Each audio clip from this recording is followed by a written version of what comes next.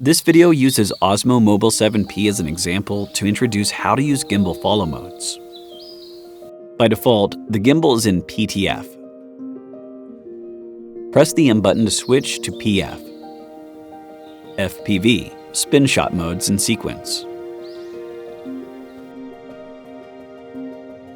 In PTF mode, rotate the handle in the horizontal plane and the phone follows. Swing the handle and the phone follows. However, if you rotate the handle in the vertical plane, the phone does not follow. This mode is suitable for tilt and diagonal shots. For tilt shots, you can film the subject from a high angle and then gradually tilt down and move backward.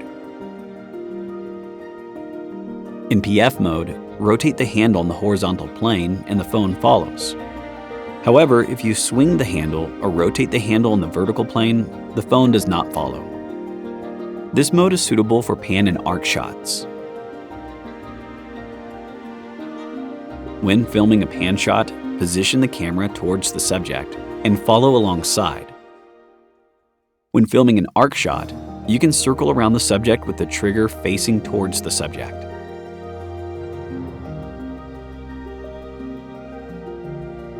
In FPV mode, the phone mirrors all handle movements. Rotate the handle in the horizontal plane and the phone follows. Swing the handle and the phone follows. Rotate the handle in the vertical plane and the phone follows. This is suitable for capturing landmarks and first-person view, FPV shots.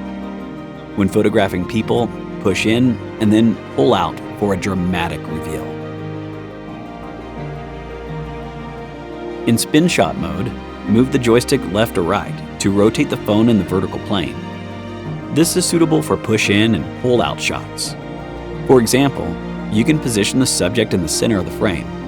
Then use the joystick to rotate the phone while moving forward or backward.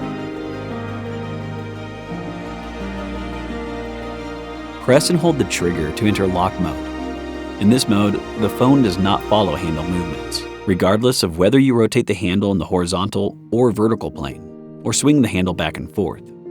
This mode is suitable for push-in, pull-out, pan, and tilt shots along a straight path. Do not use for arc shots.